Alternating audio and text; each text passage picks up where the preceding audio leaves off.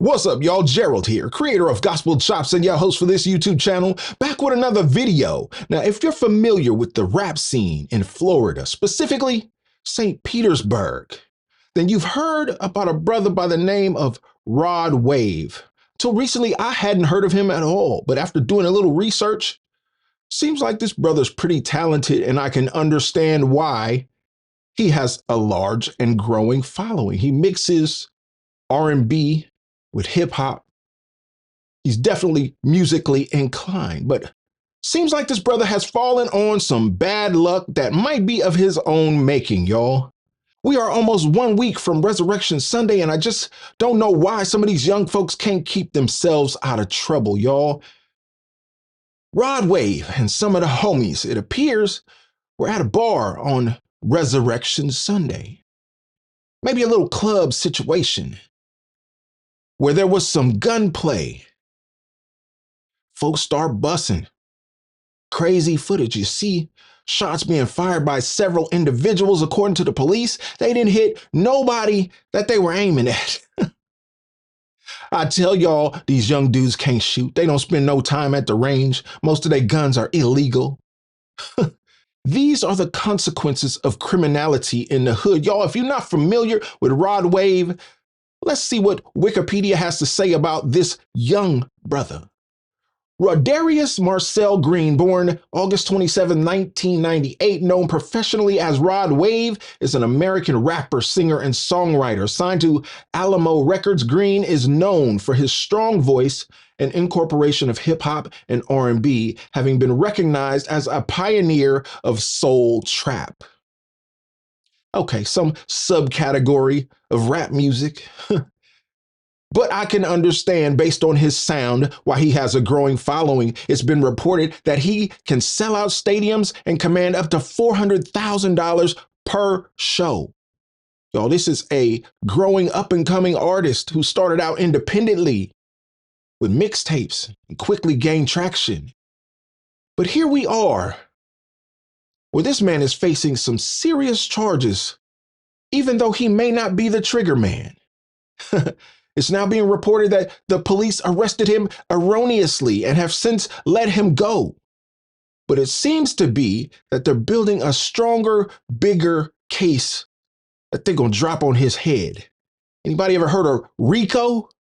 Y'all check this out. I'm Chad Mills. The St. Petersburg Police Department says it's arrested 3 gang members after a shooting on Easter Sunday.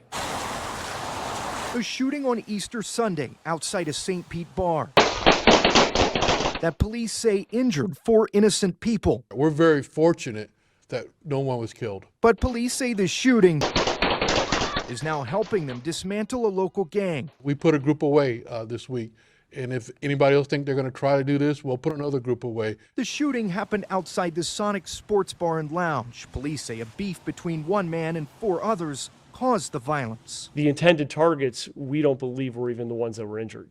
It happened to be 4 individuals that were further down the roadway. Using this video and other evidence, St. Pete Police and its partners identified the shooters as members of the Young Gangsters and got search warrants for a home in Palmetto and this one in St. Pete. Surveillance utilized a number of things. In all, police say they seized 10 guns, ammo, more than 10 grand in cash, and a lot of jewelry. They say they also arrested 3 who were involved in the shooting and have arrest warrants for 2 more. And they say the evidence and cars seized at the homes could lead to other arrests. There's going to be other people that go to jail. Police say the homes raided in St. Pete and Palmetto are rented by local rapper Rod Wave, who isn't being investigated for the shooting, but is being investigated for what was found in the homes. The rapper Rod Wave was actually incorrectly arrested by Manatee County Sheriff's Office in the aftermath of the raid. For being a felon in possession of ammunition, Rod Wave is not a convicted felon, though, according to his attorney, and now according to the Manatee County Sheriff's Office, which tells us it got bad information from St. Pete Police. The rapper has since been released. I'm Chad Mills reporting. Well, look in that video. You see some dude shooting over the top of a vehicle. Just reckless, not aiming at nothing, just recklessly shooting in a direction. No wonder innocents get hit. I need people like that to be arrested. I need people like that to be off the street because they don't care nothing about nobody's life. Bro, you just sending bullets down the street. No aim, no purpose, just blasting. Well, how does Rod Wave tie into this? Well, I saw DJ Academics do a report on this, and I have to disagree with him with one thing, and I know he was reporting right after the news broke, but that's why it's important to wait a little bit. Don't be the first to the story. At the point that he reported, there were only 3 arrests, and he saw the video and saw one big heavy-set dude in the video and assumed that that was Rod Wave and his clique. Well, after a couple more have been arrested, it looks like that may not have been Rod Wave after all. There's a heavyset dude there, but if you look at these 5 mugshots, there's a heavyset dude there that could easily be mistaken as Rod Wave from behind. Y'all, look at this. So apparently this is what happened. It says footage has surfaced of the Easter shooting that got Rod Wave and his affiliates arrested where 4 people were injured in, okay? Now, let's try to play this. Oh, okay, damn, they got audio. Shit, usually these don't have audio.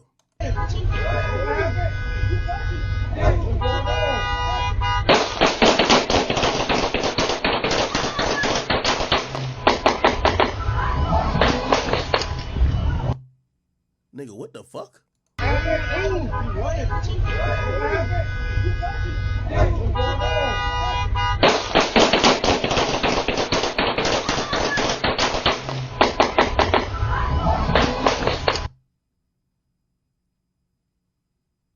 Nigga, what in the hell?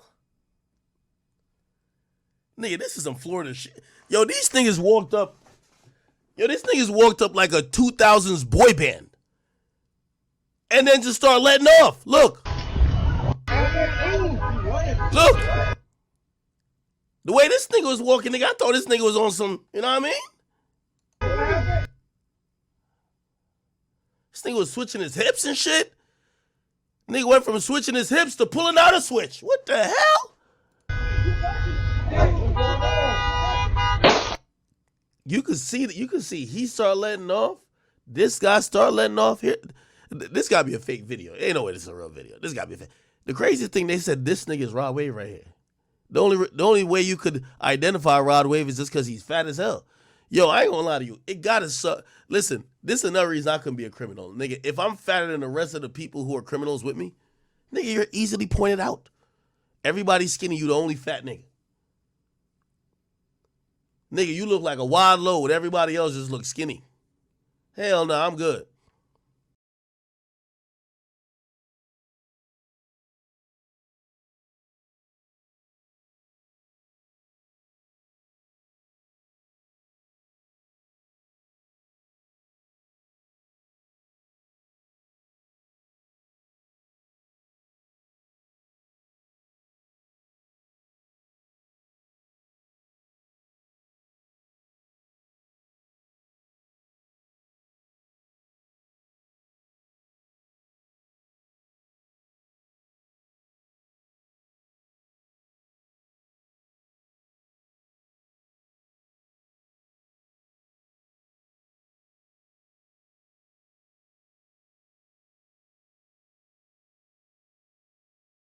Now, y'all who have followed me for a long time know that when I cover stories like this, I'm always looking for the lesson. I'm always looking for that golden nugget that I can share with the young people to try to point them in the right direction. Because, you know, we don't take L's over here, y'all. We either win or we learn. The only L's we take are lessons. And those lessons prepare us for the next win. So where's the lesson in this story? It may be in the form of a question and not an answer, which is often how I approach these things, because I wonder when I see stories like this, why would a brother who has built something from nothing seemingly, why would he crash out in this way? Why would he refuse to cut the cord and sever the ties from the old hood? Why would you carry these young dudes, these hood dudes, these gangbangers, according to the police reports? Why would you fund these dudes? Why would you house them and feed them and drape them with jewelry? We don't know whose guns they are, but we assume that if you bought everything else, maybe those were your guns. So far, he hasn't been charged, but he may be. And that's the bigger lesson here. When you rise to a certain level of success, it is important, it is imperative that you cut the cords to people who are not prepared to go to that level. They say this man owned businesses, and even some of the cars, some of the houses were rented or owned by some of his businesses or him personally. Well, if you're smart enough to establish a business entity, why are you not smart enough to hire professional security? Why? I understand, y'all. Look, I am not too far removed from the hood that I don't understand keeping hitters on the payroll. I get it. But if you commanded 400,000 a show, sir, seems like you could afford to get some professional security, some off-duty police officers, somebody with some professional credentials to be your security, to guard your life. And obviously, you need guarding of your career because you're about to crash out and throw it all away. How? Because in this circumstance, even though they're saying you were not a shooter, even though they arrested you after the raids and falsely charged you with being a felon in possession of ammunition, only to find out that you're not a convicted felon after all. Good on you, sir. Salute. To be a black man your age with no felonies, that's an accomplishment in and of itself, y'all.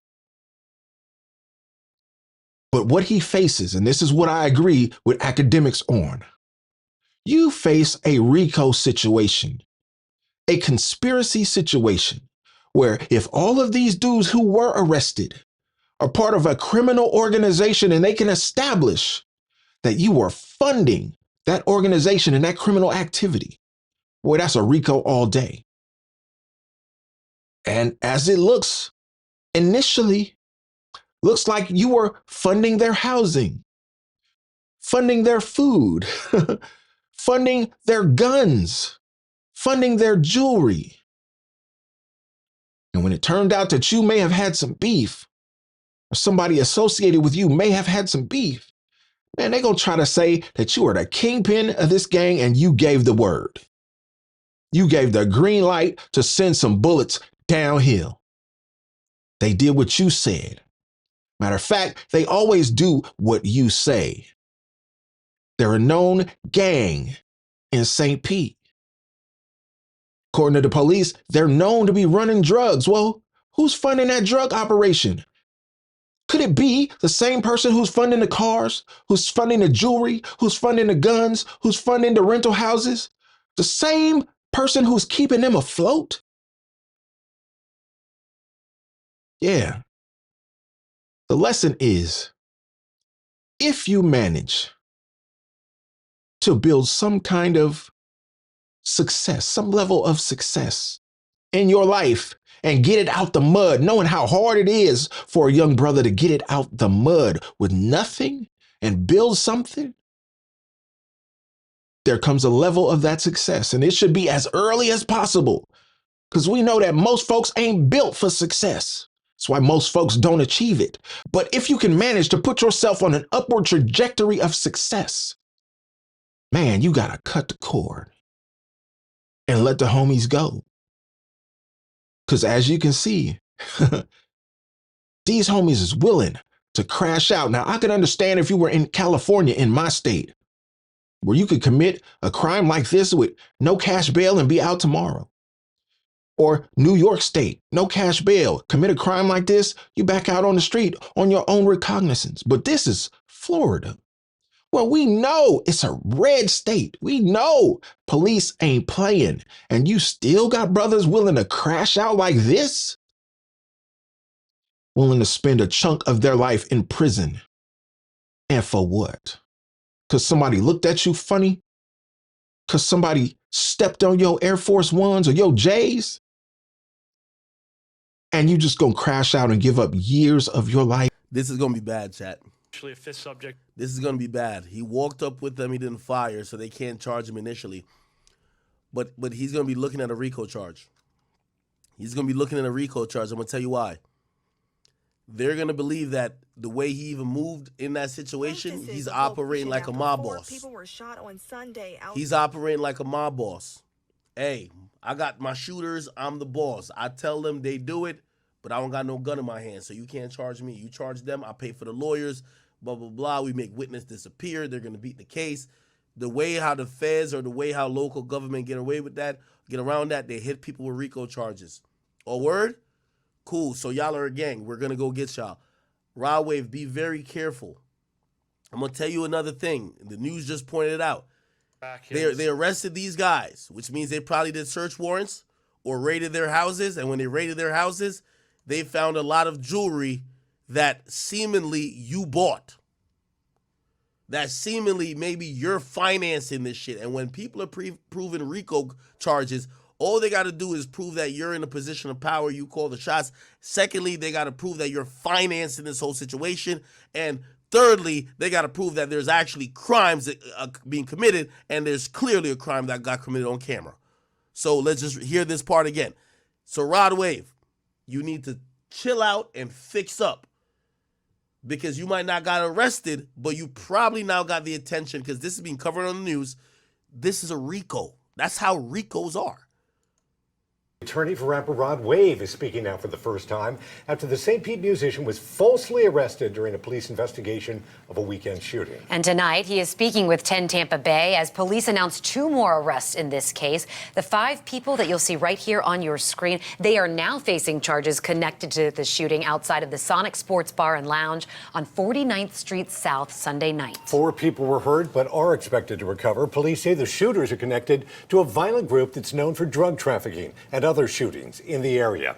Investigators tell us members of the group are living in and driving vehicles registered to Rod Wave or his record label. During the search of his Manatee County home, police arrested the rapper and charged him with possession of a firearm by a convicted felon. But they later discovered he is not a convicted felon and dropped the charge. Tonight, his attorney spoke with 10 Tampa Bay's Aaron Parsegian, firing back, blasting police over this investigation. Aaron? Yeah, Dave, Rod Wave was arrested, spent a few hours in jail. His mugshot was on national news, and his attorney says none of that should have happened.